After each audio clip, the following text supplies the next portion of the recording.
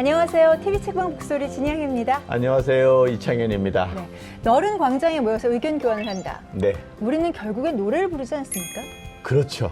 네. 내가 그 노래를 부르다 보면요.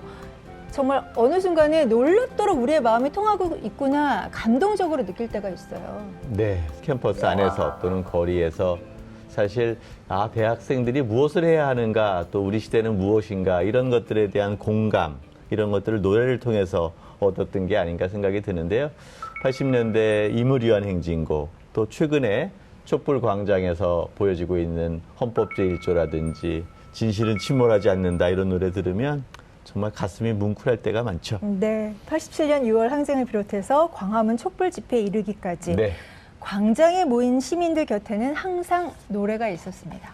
네, 이 노래가 시민들의 가슴을 뜨겁게 뛰게 했죠. 그리고 그렇습니다. 역사의 변화를 가져왔던 것 같습니다. 그 노래를 통해서 우리 현대사를 돌아본 책이 바로 오늘의 주인공입니다. 화면으로 먼저 만나보시겠습니다.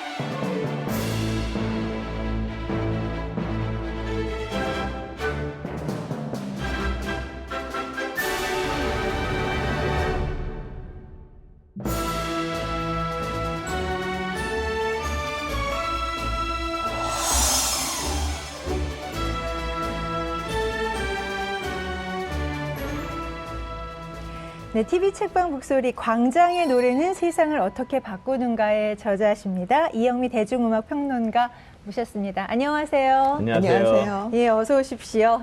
네, 반갑습니다. 네, 반갑습니다. 예, 네. 뭐 우리 시대를 대표하는 아주 대표적인 평론가신데요.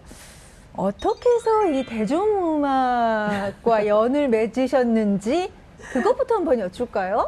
그 원래 평론하고 연구하는 사람이요. 예. 그게 좋기는 한데 자기가 직접 못하면 평론하거나 연구해요. 예. 여기 아마 이창현 선생님도 비슷하실 거예요. 네. 텔레비전 열심히 보는데 뭐 배우를 하거나 그러지 못하고 연극 좋아하는데 예. 연극 배우 못하면 예. 평론가하고 연구하거든요. 지금 좀 한 농담 반 진담 반이고요. 저는 국문학 연구자예요. 예. 근데 국문학 연구를 하면 보통 좀 어려운 지식인들이 보는 시나 소설 같은 걸 보통 연구를 하죠. 네. 근데 그거 말고 말로 되어 있는 문학이 굉장히 재미있는 거란 사실을 어느 순간 느끼게 됐어요. 그래서 남들은 다 시시껍절하다고 연구하지 않는 뭐 노래 가사, 드라마의 대본들 뭐 이런 것들에 대한 연구를 하기 시작을 하다가 여기까지 오게 된 거죠. 어느 순간에는 알아야 되니까 노래패 근처에서 왔다 갔다 하기도 하고 뭐 그러기도 했습니다. 이영민 선생님에 대한 느낌은 저는 어렸을 때 어땠냐면 네. 왜 그 대중가요 막 그 가수한테 팬레터 쓰고 막 그러면 엄마한테 뭐 좀 야단도 맞고 너 공부하지 왜 가수들 그렇지. 쫓아다니고 뭐 그래 이런 핀잔 먹었잖아요. 네. 근데 뉴스에 막 인터뷰를 하는데 조용필 뭐 전영록 이런 분들에 대해서 막 코멘트하고 그러셨잖아요. 근데 야 그랬죠. 저분은 가수들에 대해서 얘기하는데 막 9시 뉴스에 나와서 인터뷰하시고 그러는데 어떻게 하면 저럴 수 있지? 뭐 그런 의문점을 갖게 하셨던 어린 시절에 그런 분이셨어요. 아, 그렇군요. 사실 네. 1961년에 KBS에서 TV 방송이 처음 시작돼요. 네네. 12월 32일 날 개국하죠. 제가 61년에 태어났어요. 그리고 정말 우리 아버지가 그 얼리 어댑터라고 하나요? 새로운 네. 기계 있으면 빨리 사셔야 되는 네. 분이에요. 돈이 없는데도. 그래서 정말 아기 때부터 텔레비전을 저는 보고 살았어요. 네. 라디오 드라마를 거의 안 듣고 TV 드라마부터 네. 본 사람이거든요. 그러니까 요즘 얘기를 하면 거의 죽순이 수준이에요. TV 네. 앞에서만 계속 사는 애들. 네. 그래서 저는 그렇게 얘기합니다. 텔레비전을 많이 보면 애를 망치는 게 아니라 평론가가 될 수도 있다. 광장의 노래는 세상을 어떻게 바꾸는가. 예, 오늘 이 책을 갖고 말씀 나누겠는데요. 어떻게 해서 이 책 출간하셨습니까? 사실은 저는 대중문화 연구, 노래만이 아니라 대중예술문화 연구를 쭉 하면서 처음 시작한 게 이제 대중문화 중에서도 대중가요 쪽으로 많이 있었으니까 테마별로 연구하는 거를 좀 했었어요. 뭐 세대라는 테마가 있었고, 그 다음에 서울과 도시에 대한 게 있었습니다. 그래서 2008년에 광화문 연가라고 하는 대중가요로 보는 서울과 도시의 역사를 좀 가볍게 쓴 책이 있었는데요. 사람들이 굉장히 많이 팔릴 거라고 했는데 제 책이 나오자마자 평가는 좋았는데 제 책을 볼 사람들이 다 광화문 광장에 나가서 그 쇠고기 반대 투쟁을 하고 있는 바람에 완전히 책은 안 팔렸어요. 근데 어쨌든 그걸 한번 하고 나니까 이 굉장히 재밌는 방식이구나. 이렇게 노래의 소재나 노래가 불려지는 공간을 가지고 이야기하는 게. 그러다가 광화문 촛불 집회를 보면서 더 좁혀서 광화문 하나만 가지고 얘기를 해도 얘기가 되겠다. 여기서 노래를 부르면 항상 대한민국이 뒤집어지잖아요. 많은 사람들이 노래를 부르기만 하면. 대한민국의 역사는 어떻게 보면 광화문 광장의 노래 속에서도 바뀌었다는 생각이 들어서 광화문으로 공간은 축소하고 그 대신 장르는 노래만이 아니라 뭐 영화나 대중소설이나 이쪽으로 좀 넓혀서 한 권을 쓴 책이 이 책입니다. 특히 그 가운데서 노래의 힘이라는 것들이 있는 거예요. 노래는 또 특히 현장성이 중요한 것 같아요. 그렇죠. 어디에서 부르는지 이런 것인데요.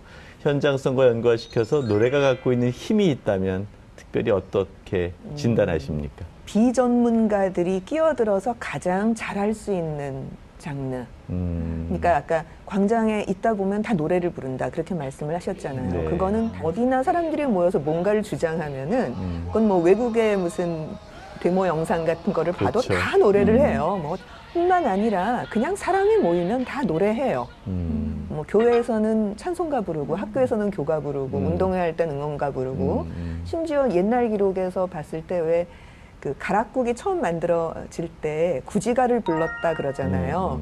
그러니까 하늘에서 왕을 내려주세요라고 하는 거를 땅을 두드리면서 사람들이 노래를 부르니까 하늘에서 왕이 내려왔다 그런 얘기인 거죠. 그러니까 무사람의 입이 세상을 변화시키는 건데 그렇게 같이 모여서 한꺼번에 입을 가지고 뭔가를 하는 게 그게 많지 않아요. 뭐 같이 모여서 소설을 읽겠습니까? 뭐 무슨 10,000명이 모여서 연극을 같이 하겠습니까? 그럴 때 하기 가장 좋은 것은 사실은 노래입니다. 그래서 어떤 분은 그렇게 얘기하기도 했어요. 70년대 말 80년대 초반에 정말 많은 것들이 금지되고 모든 게 안 되고 그럴 때 아마 아주 독재적인 그 권력자가 나와서 모든 걸 금지시켜도 끝까지 금지할 수 없는 건 노래일 거야. 왜냐하면 극장은 다 없앨 수 있어요. 출판물도 다 없앨 수 있어요. 근데 어떻게 입을 막겠어요. 살아있는 사람의 그 많은 입을. 그래서 가장 원초적인 예술로서 가지고 있는 힘이 있다고 생각합니다. 자, 광장의 노래는 세상을 어떻게 바꾸는가에서 광장, 이제 광화문과 세종로에 이제 집중하고 계시는데요. 역사적인 의의부터 좀 따져볼까요?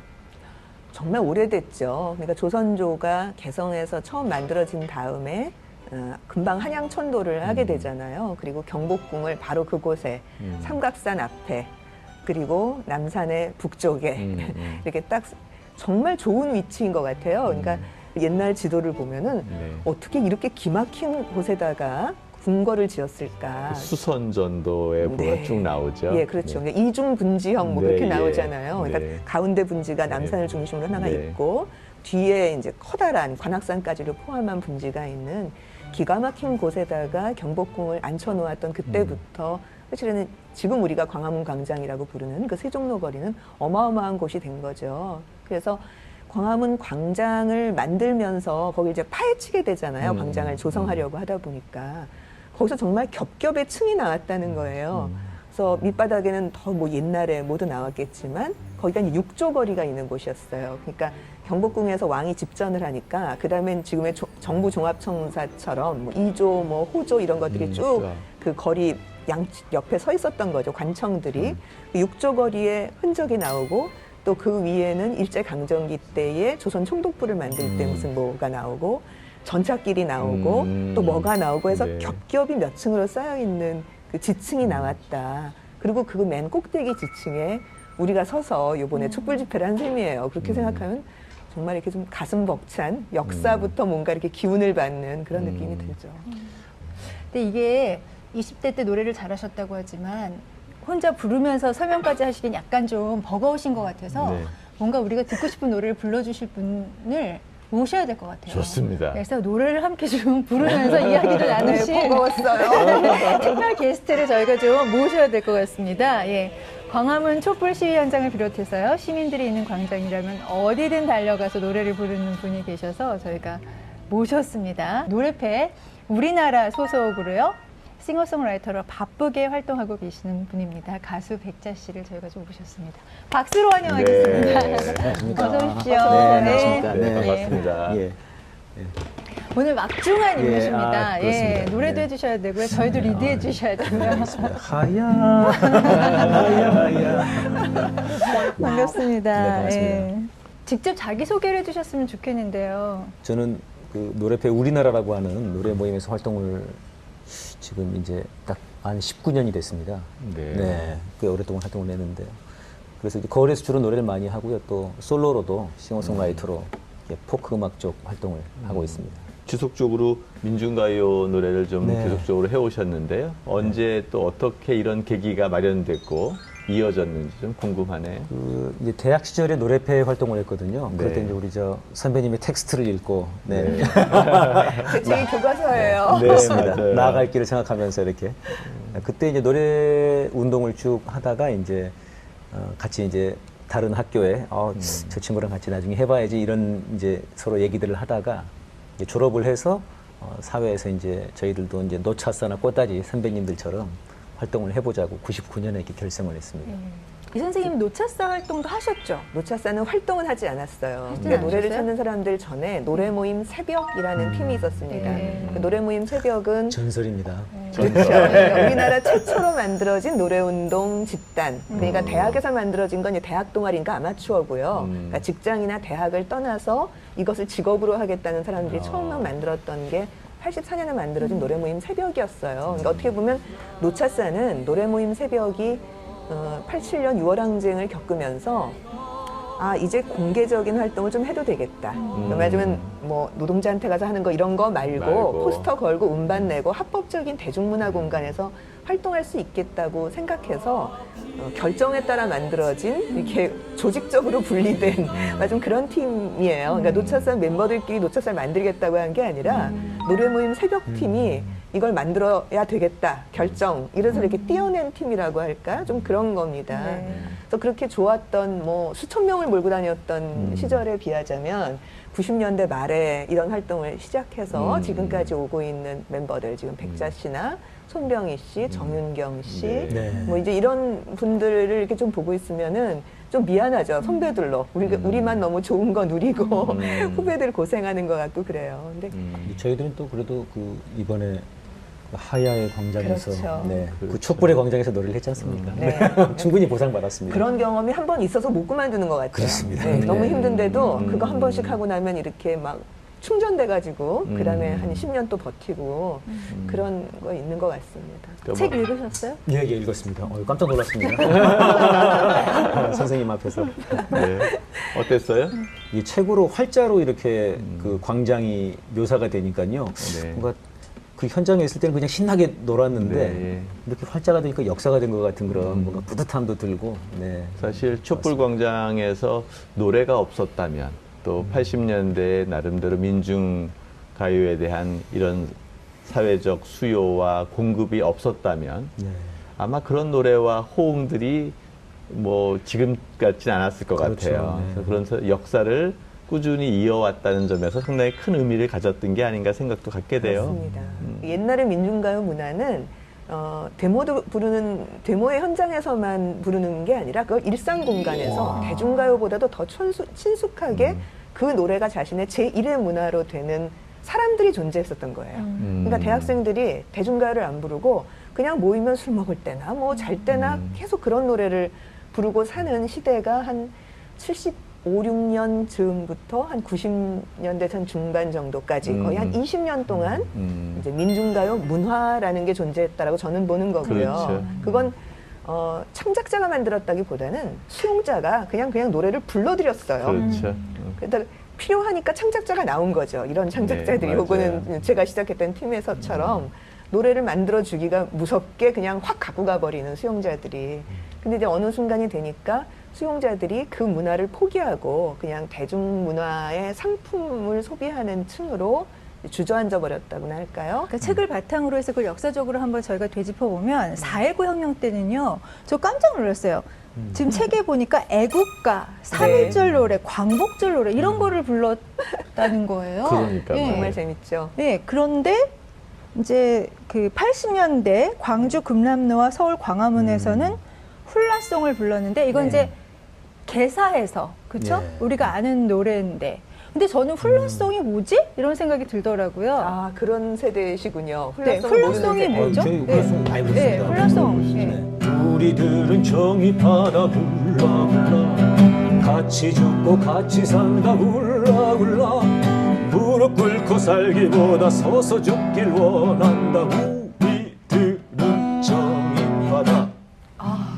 지난 근데 이거 겨울에도 많잖아요. 그러니까 네, 바꿔서도 많이 불렀습니다. 네, 다른 노래도 많잖아요. 이거 좀 익숙한 곡이라고 생각하지 않으세요? 너무 이거보다, 익숙해요. 네, 네. 이게 왜 익숙하냐면요. 우리 어렸을 때 딴따단따단따단따 빙빙 돌아라. 예, 따라란따. 예, 그거 노래예요.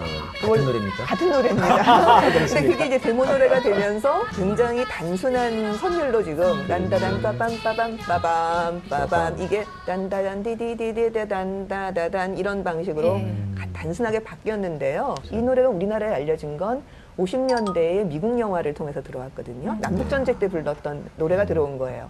더 앞으로는 아일랜드의 민요로 존재했었던 노래가 미국으로 건너왔고 미국에서 다시 우리나라로 건너온 건데 미국식 노래를 익숙하게 듣고 자라고 부를 수 있었던 세대가 청소년기가 돼서 대학에 들어왔어요.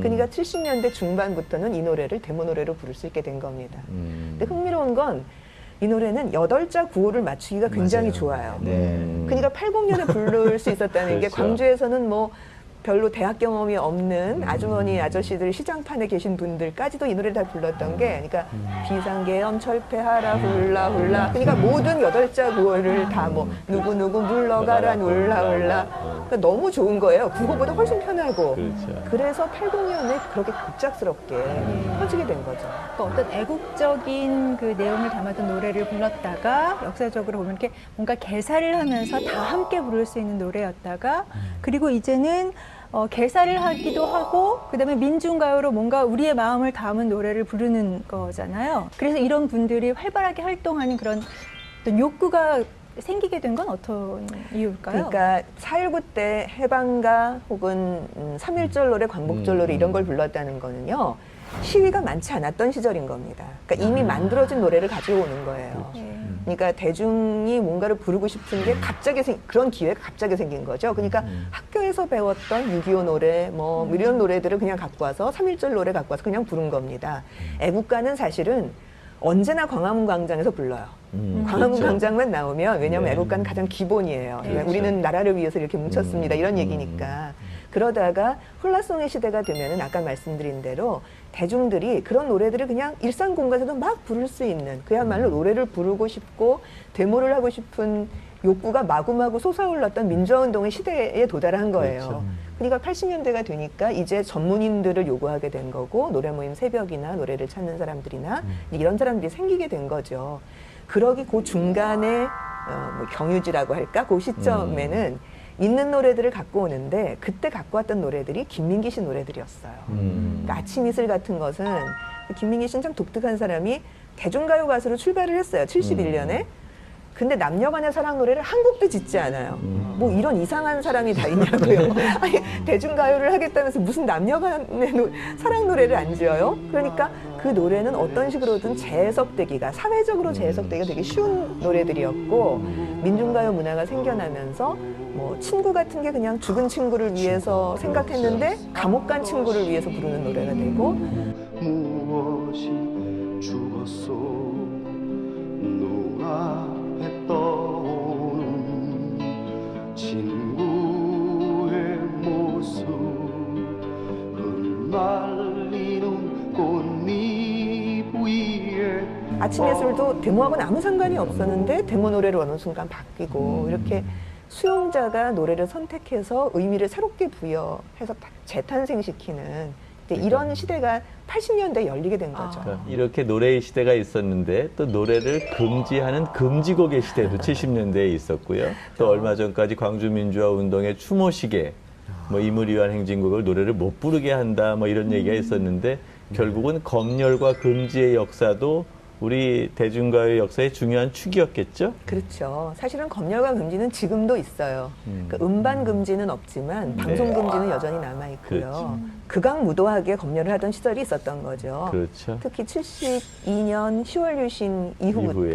그다음에 전두환 시대에 이르기까지는 정말 어떻게 이런 노래가 다 걸릴까 싶은 정도의 그때가 이제 장발 단속, 미니스커트 단속 네. 이것과 함께 네, 이루어지는 거죠. 함께 이루어진 거고요. 네. 뭐 부를 노래가 거의 없었다 이렇게 얘기할 정도로 아침 이슬 같이 멀쩡한 노래가 어느 때는 그 노래가 나올 때는 건전가요까지도 됐었거든요. 됐었는데, 예. 또 어느 순간은 그게 갑자기 금지 노래가 돼서 그냥 사람이 둘만 모여서 아침 이슬을 부르면 데모로 간주되는 시대에 이제 이런 아주 험악한 시대를 맞게 되는 거죠. 뭔가 온탕과 냉탕을 왔다 갔다 하는 그렇죠. 그런 시대를 우리가 참 맞아요. 정말 그렇게 다이내믹하게 살아왔다는 생각이 맞아요. 들어요. 근데 어쨌든 이렇게 기타를 보고 있으니까 왠지 네. 노래를 부르고 싶다는 아, 생각이 막 좋습니다. 들고요. 네.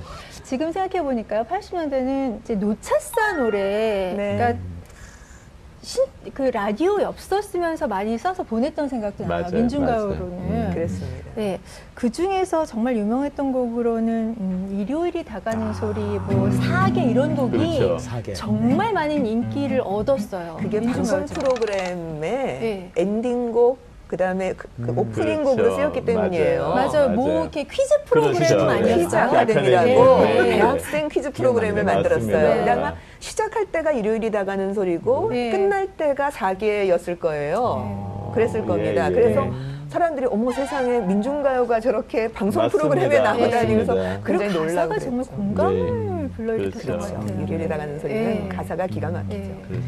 불러주실 이게 거죠? 그 앞부분만 살짝 좀 네. 일요일이 다가는 소리 아쉬움이 쌓이는 소리 내 마음 무거워지는 소리 사람들이 살아가는 소리 아버지가 돈 버는 소리 내 마음 안타까운 소리 여기까지 하겠습니다. 아쉽다. 네.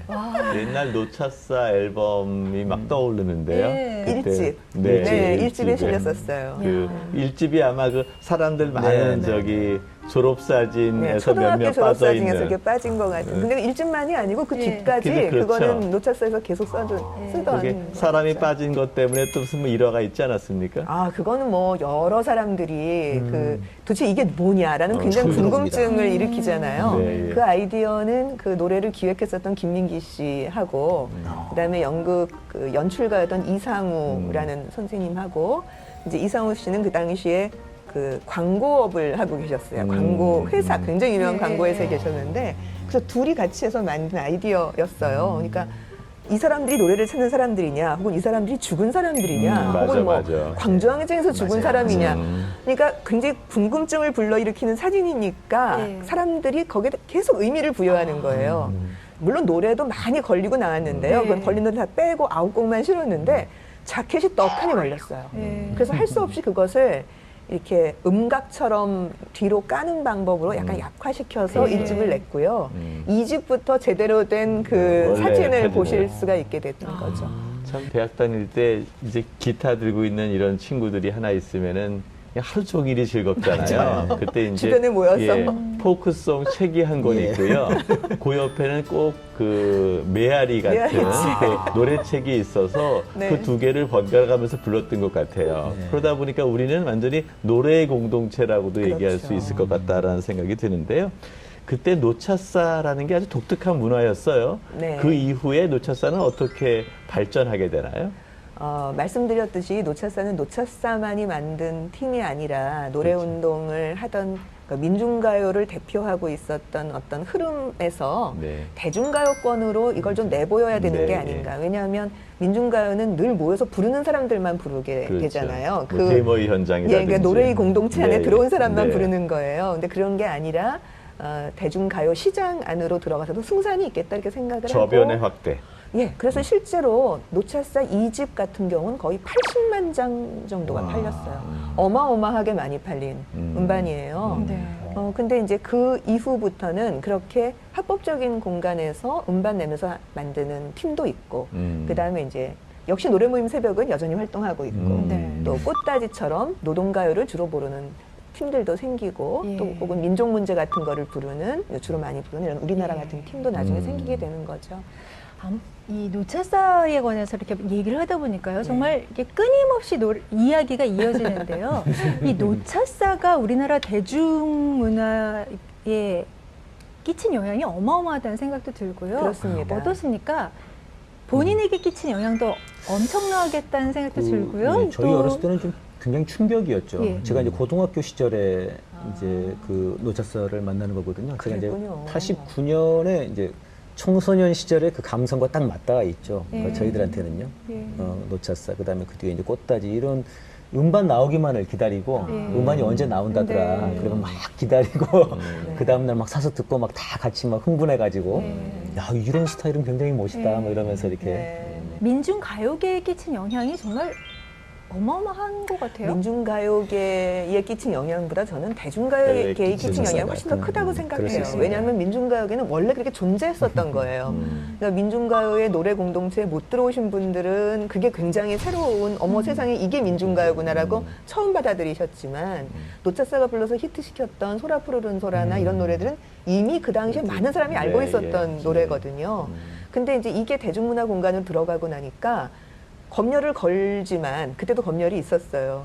근데 검열관들이 그다음부터 차별을 하면 안 되잖아요. 노차사 음반에는 뭐 민중의 넋이 주인 되는 이런 가사가 막 들어가는데 이선희 씨가 음반 내미는데 민중 빼 이렇게 할 수가 없는 거예요. 그 다음부터는 사회 비판적인 노래의 검열 수위가 현격하게 낮아졌어요.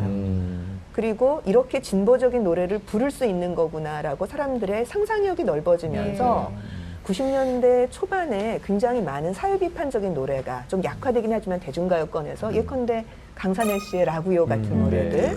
혹은 015B가 갖고 있었던 무슨 환경에 대한 관심을 갖고 있는 노래들, 넥스트가 보였던 노래들 이런 식의 노래가 나오는데 굉장히 큰 영향을 미친 검열 수위도 낮춰주고 사람들의 머릿속도 약간 좀 깨이게 해주고 그런 효과가 있었다고 보입니다. 네. 결국은 그거 같아요. 처음으로 아까 퀴즈 아카데미 같은 예. 이런 프로그램에서 다 이런 것들을 주류화 시켜주니까 그렇죠. 사실은 저항 문화의 주류화 이런 것에 기여를 했고 우리 사회의 전체적인 민주화에도 기여했던 게 아닌가 그럼요. 싶어요. 왜 우리 노래가 굉장히 자유스럽게 대중가요를 부를 수 있다고 생각하잖아요.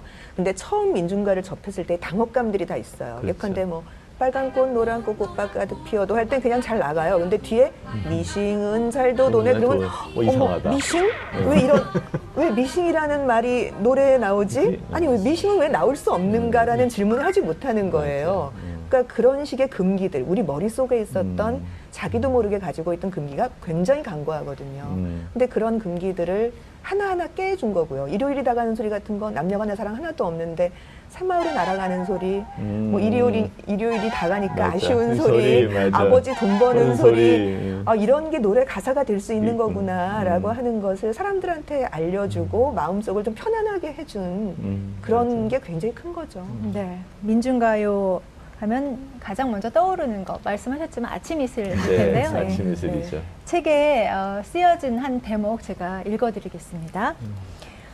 6월 항쟁의 거리에서도 애국가와 훌라송은 당연히 불렸지만 1980년과는 달리 아침 이슬의 힘이 강해졌다.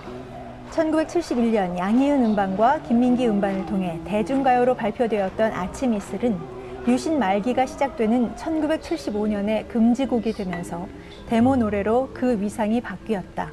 1980년 봄까지는 대학생, 고등학생만 즐겨 부르던 노래여서 거리의 다양한 대중과 함께 부르기는 쉽지 않았다. 광주 민주항쟁의 시장판 중년 아주머니들이 아침 이슬을 함께 부르기는 쉽지 않았던 것이다. 그런데 1987년이 되면 상황이 달라진다. 청소년 때부터 아침 이슬을 익히 알았던 세대가 화이트 칼라 넥타이 부대가 되어 6월 항쟁에 합류했다. 시위대의 노래가 달라진 것은 이렇게 시위대가 달라졌기 때문이다. 그러니까 이때까지 금지곡이었어요, 아침 이슬이. 그럼요. 예. 6월 항쟁 때까지도 금지곡이었어요. 이제 노태우 대통령인데 이걸 풀어주는 거죠. 대통령 되기 직전에 아, 그러니까 유- 아, 예, 60 후보 항쟁. 시절 60년을 지나고 6월 29일 날 네. 일종의 항복선언처럼 그렇죠. 그래 직선제 개헌을 네. 받아들이죠. 받아들이겠다라는 선언을 하잖아요. 그다음 그 전까지는 간선제 대통령을 직접 뽑을 수가 없었어요. 그래서 직선제 개헌이 주장이었는데 이제 요구하는 바였는데 받아들이겠다라고 하고 이제 여당의 대통령 후보로 나서게 된 거죠. 그래서 대통령 당선 이전에 이미 몇 개의 금지곡을 풀겠다 그랬어요. 그래서 60년대부터 계속 문제가 되어서 동백아가씨부터 시작해서 그렇죠. 아침 이슬까지를 쫙 풀어요. 그리고 심지어 이제 뭔가 이렇게 드러내야 되니까 포즈를 한번 취해야 되니까 김민기 씨가 속해 있었던 극단 연우 무대에 가서 연극을 보고 술자리까지 따라가서 노래를 시키니까 아 내가 아침 이슬을 부르고는 싶은데 열심히 배웠는데 아직까지 가사를 못 외웠다라고 다른 노래를 불렀다는 일화가 그 당시 기사까지 다 나올 정도였었습니다. 그러니까 그만큼 한 시대를 대표하는 노래라고나 할까 네. 그렇게 돼버린 거죠. 예. 후배 가수 입장에서 봤을 네. 때 아침 이슬 부른 김민기 씨 어떻게 생각하세요? 그 김민기 선배님은 그 봉우리 그 노래만큼이나 네. 저희들한테는 봉우리라고 봐야죠. 네. 아주 높은 봉우리. 어려운 질문을 하세요. 그러니까 곤란한 말이야. 질문을. 차라리 저처럼 편한 부탁을 하세요. 한번 해보세요. 아침 이슬 불러주세요. 아, 네. 같이 한번 좋습니다.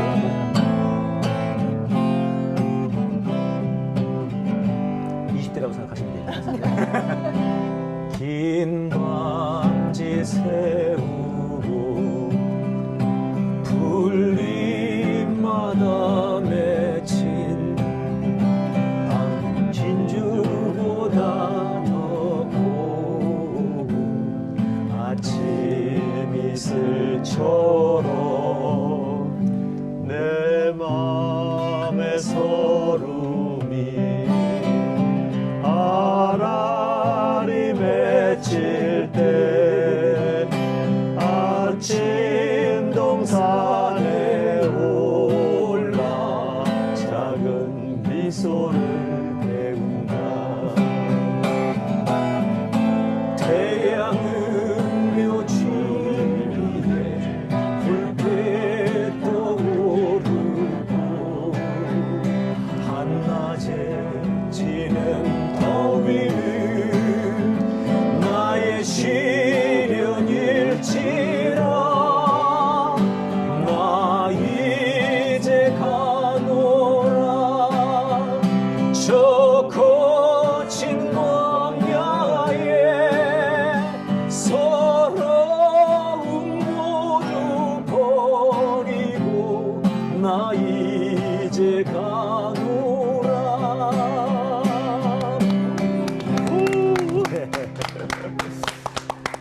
사실 아침 이슬은 뭐 80년대 네. 또는 87년 민주화 운동 또 얼마 전에 촛불 광장까지 꾹 쭉 이어져 왔는데 그때마다의 맥락은 다 달랐던 것 같아요. 그리고 그때 광장의 사람들이 다 아침 이슬을 재해석하면서 그 이어왔던 게 아닌가 생각이 드는데요. 거친 광야에 나가겠다는 결단 같은 느낌. 서러운 모두 버리고 내가 가겠다는 결단.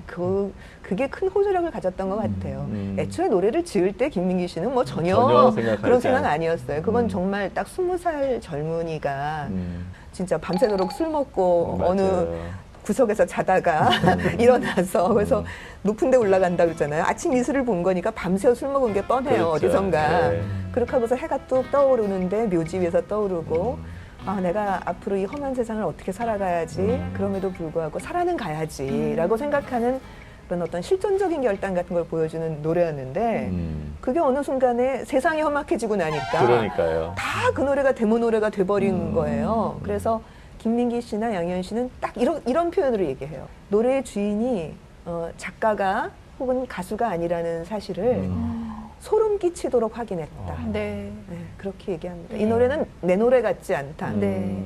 우리나라가 비슷한 경험 최근에 하셨을 것 같은데요. 무대에서 그 촛불 그 파도 막 밀려오는 광경. 아. 그건 정말 저희들밖에 못 보지 않습니까? 껐다가 키는 거요. 껐다가 키는 거, 그다음에 이제 파도로 다가오는 거, 그 정말 울컥합니다. 특히 이제 저희가 광화문을 등지고 서서 무대를 바라보고 하는데 쫙 뒤에서 밀려오면 이게 그 저쪽에 그 천막이 그 세월호 아이들 그 천막이거든요. 아, 네. 그러니까 느낌이 뭔가 세월호 아이들이 같이 춤추고 있는 그런 느낌이 막 들어요.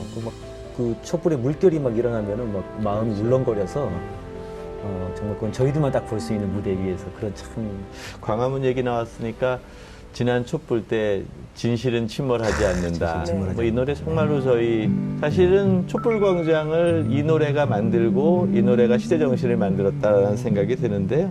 이 노래가 갖고 있는 힘 이것도 결국은 촛불 시민의 감수성과 네. 연결될 것 같은데 어떤 의미가 있을까요? 거기에다가 윤민석이라고 하는 네. 뛰어난 히트곡 제조기가 네. 한 명이 있었던 거죠. 창작자가 있었던 거고요. 사실 윤민석 씨는 노래의 감성이 굉장히 다양해요. 행진곡도 잘 짓고 아주 서정적인 노래도 잘 짓고 그런 분입니다.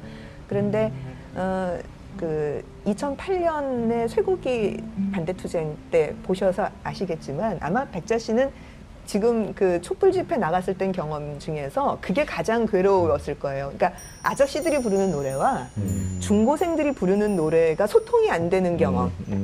노래가 합쳐지지 않으면 마음이 합쳐지기가 굉장히 그렇죠. 어렵거든요. 근데 그럴 때 2008년에 나왔던 노래가 헌법제1조였어요. 근데 그 노래는 윤민석 씨가 지은 다른 노래에 비해서 굉장히 쉬워요. 그러니까 정말 이렇게 점층적으로 선율이 올라간다고 할까요? 따라라라란 띠라라라라란 예. 또 올라갔어요. 또 올라갑니다. 대한민국의 모든 권력은 국민으로부터 나온다. 네. 이거 딱 3번만 들으면 누구나 다 외워요. 네. 그렇습니다. 게다가 가사도 너무 아저씨들 명확해요. 부르시잖아요. 아저씨도 다 불러요. 같이 불렀죠. 그러니까 여중생도 부르고 아저씨도 또 불러요. 불렀어요. 그래서 노래로 하나가 됐어요. 그래서 이 경험을 요번에 되살린 것 같아요. 한번 그것도 네. 한번 들어볼까요? 어둠은 빛을 이길 수 없다. 거짓은 참을 이길 수 없다. 진실은 침몰하지 않는다. 우리는 포기하지 않는다. 근데 여기다가 세월호라는 말을 직접적으로 집어넣었으면 아이들이나 세월호를 집어넣었으면 불편했을 거예요. 그런데 딱 침몰 하나밖에 없어요. 세월호를 연상시키는 말은. 그것도 진실은 침몰하지 않는다. 근데 침몰이란 말 자체가 배를 연상시키니까 누구나 세월호를 떠올리게 되는 거죠. 근데 그건 꼭 그렇지 않아도 세월호가 아니어도 되는 거니까 그게 아주 가장 절묘한 신의 한 수였던 것 같아요. 침몰이라는 말. 윤민석 씨 그렇게 훌륭한데 결국은 폐업 위기까지 몰리고 사실 이 부분에 어떤 뭐 상업적인 재생산이 쉽지 않은 구조이잖아요. 어떻게 이런 문제를 좀 해결하거나 해야 될까요? 가장 중요한 거는 수용자가 대중문화 시장에 있는 노래만이 아니라 다양한 노래를 부르는 것이 얼마나 소중하고 재미있는가 하는 경험을 되살리는 거예요. 그거는 자신의 문화생활을 아주 풍부하게 만들 뿐만 아니라 대중가요 시장에 묶여있는 아주 협소한 남녀간의 사랑과 거기서 뱅뱅뱅뱅 도는 이야기를 벗어나는 해방감 같은 걸 느낄 수가 있는 거고요. 사실 그런 것들이 정당한 저작권만 받으면 그건 뭐 사실 먹고 사는데 별로 지장은 없을 거예요. 왜냐하면 솔직히 얘기해서 파업하시는 분들이 파업가에 대한 저작권료를 김호철 씨한테만 준다고 하면 그런 얘기 많이 했습니다. 어마어마할걸요? 예, 그거 파업해갖고 얻는 임금 폭만큼의 얼마를 떼서 그렇죠. 저작권료만 주면 마찬가지로 윤민석 씨한테도 마찬가지일 거고요. 지금 백자 씨가 짓고 부르는 노래들을 역시 이렇게 퍼다 나르고 또 듣고 그러면서 위로받는 많은 분들이 저작권료를 조금씩만 혹은 회비만 조금씩 내신다면 사실은 먹고 살 수 있죠.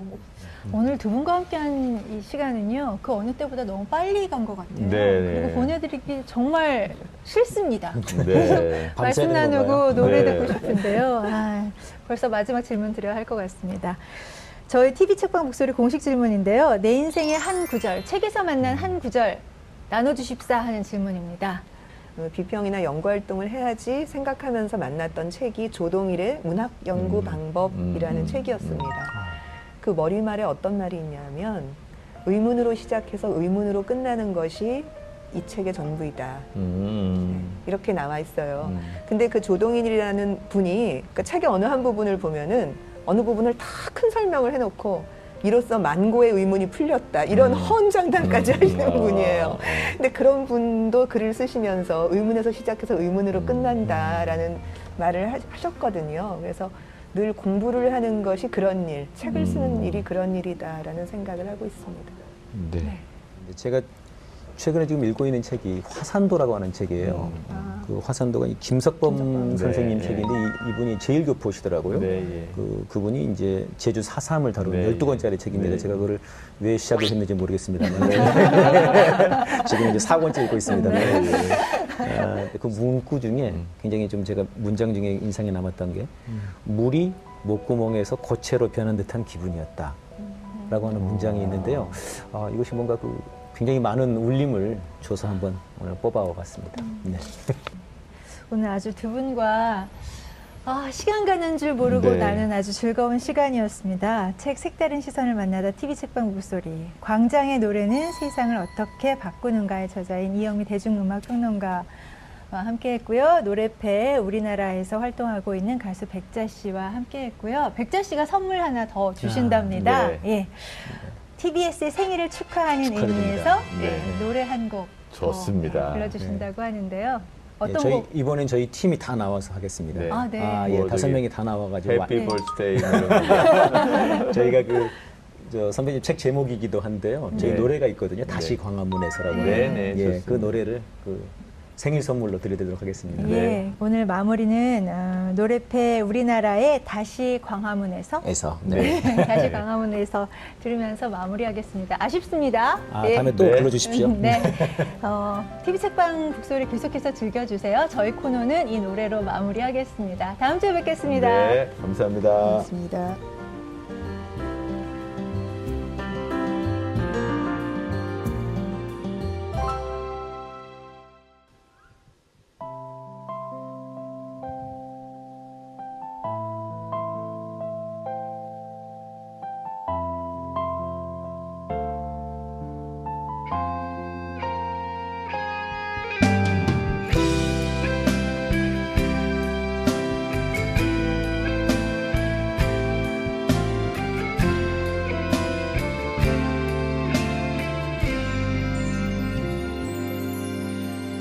기억해요 우리를 광화문 내 거리 하얗게 밝히던 우리 기억해요 우리를 수많은 밤들에 피어나던 노래 찢을 수 있을까요 우리 아이들의 맑은 눈망울을 찢을 수 있을까요 우리 촛불의 바다를 광화문 내 거리에서 우리 다시 만나요 오늘의 함성 뜨거운 노래 영원히 간직해요 광화문 내 거리에서 우리 다시 만나요 다시 한번 다시 한번 다시 한번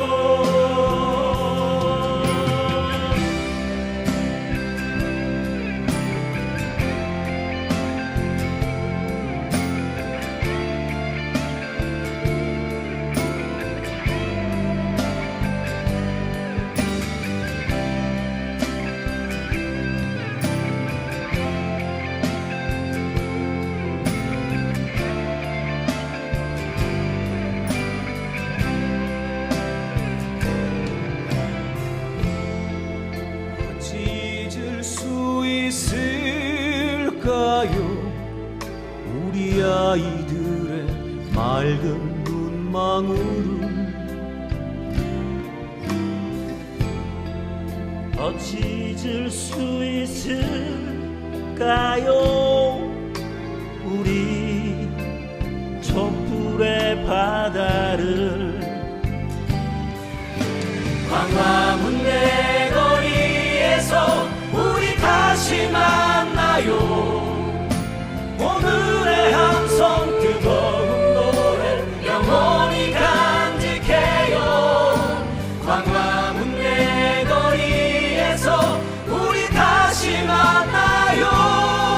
다시 한번 다시 한번 광화문 내거리에서 우리 다시 만나요. 오늘의 함성 뜨거운 노래 영원히 간직해요. 광화문 내거리에서 우리 다시 만나요. 다시 한번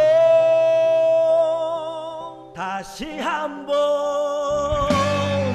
다시 한번